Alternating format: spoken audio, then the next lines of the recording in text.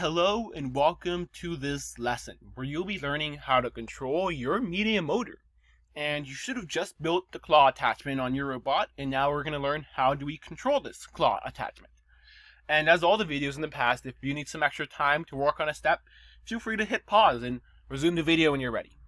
Since this is the first part of today's lesson, we're going to start by opening up the Lego Mindstorms EV3 software. You should be pretty familiar with this process now. You should have done it quite a few times, so I'm not going to go through this in too much detail. So we're going to make a new program like we have been doing for the past couple of weeks in your class, and now I'm going to do a quick demonstration. So this is the move tank block that you've been using for the past couple of weeks. You should be very familiar with this. This is the one that you use to drive your robot forward, drive your robot backward, turn it around, and so forth. So now I'm going to drag what we call the medium motor block in. As you can see, the medium motor block is the very left of all the green blocks, and when I just moused over it, it said medium motor. So I'm going to drag it over here. Now let's look at these two blocks and let's think about the similarities and differences between the two blocks. And I would encourage you to pause the video a little bit right now and just either jot a mental list of what you think the similarities and differences are, or if you want to even take out a piece of paper and pen or pencil and write down similarities, what things are the same between these two blocks here that you see on the screen, and also what two things are different. So pause the video and then resume the video when you think you have the answers.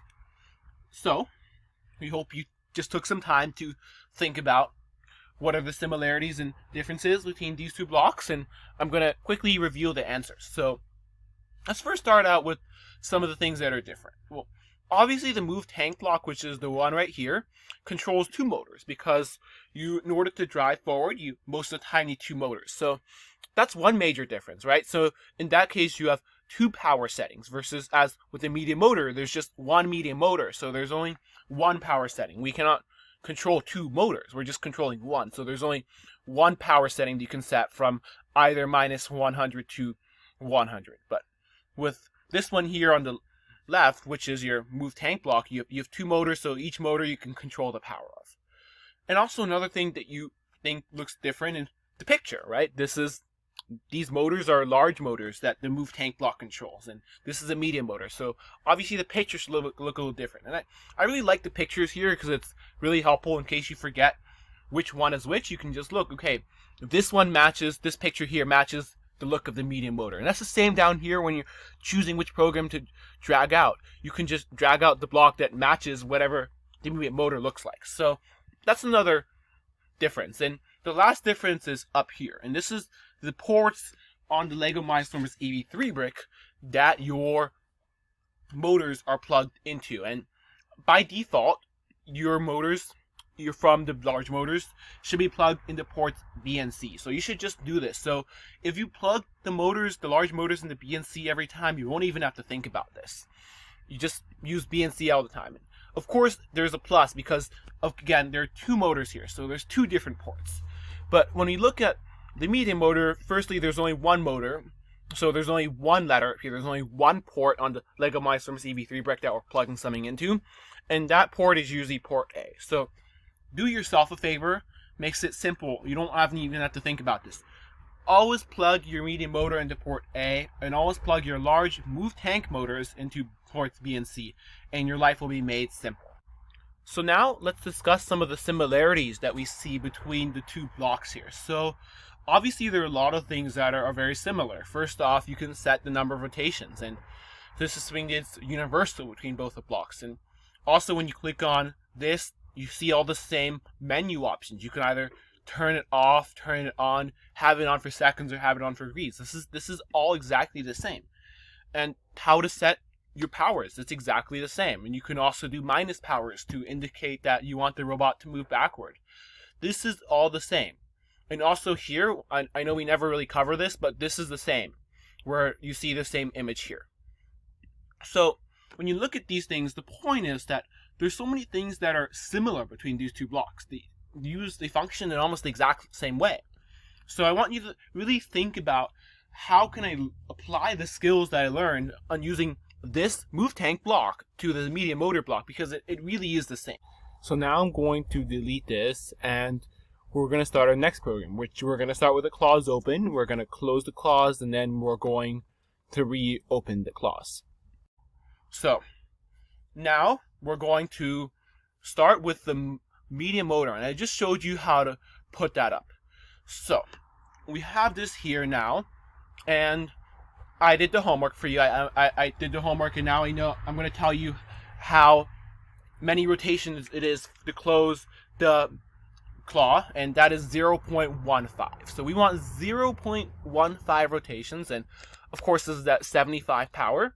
So this is how many rotations it's going to take for your medium motor to close the claw. And if you ever get confused as to what direction should I make it, positive or negative, well, an easy way to think about that is if your positive rotations, a positive power is for the medium motor to be turning in a clockwise direction, and you want a minus power, you want it to go backward when your medium motor is turning in a counterclockwise direction. So if that was a little confusing for you, you don't need to even memorize that. You can always just try minus 75 and try 75 and play around and see which one goes the direction that you want it to go in.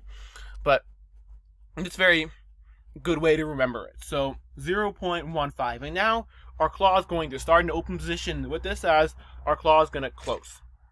And there, you don't really need this next step, but I do it just so it makes the program go a little bit smoothly. Let's just add a weight block for 1 second.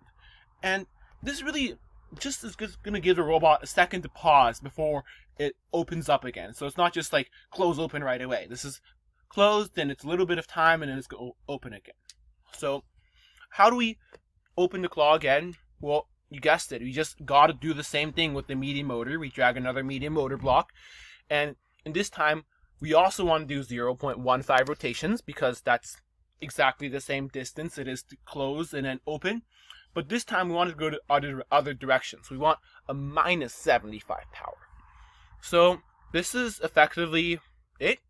Now I'm going to connect my brick, and if you have a USB port, always use the USB port. This process here is a little bit tedious, as you can see, because my computer doesn't have any USB ports, so it's going to take a couple seconds. But this is effectively the principle of the medium motor thing, is that it's just like the move tank block. It's just a little bit different.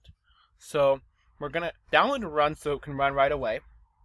And before you run your program, you want to make sure that your claw is fully opened. Otherwise, your medium motor is going to get jammed and it's not going to work. So download and run. And I don't know if you just heard it, my claw first closed and then it opened. So that's the gist of this program. And we hope you learned how to use the medium motor block, and we hope you enjoyed this mini lesson and had fun. Have a great day, guys.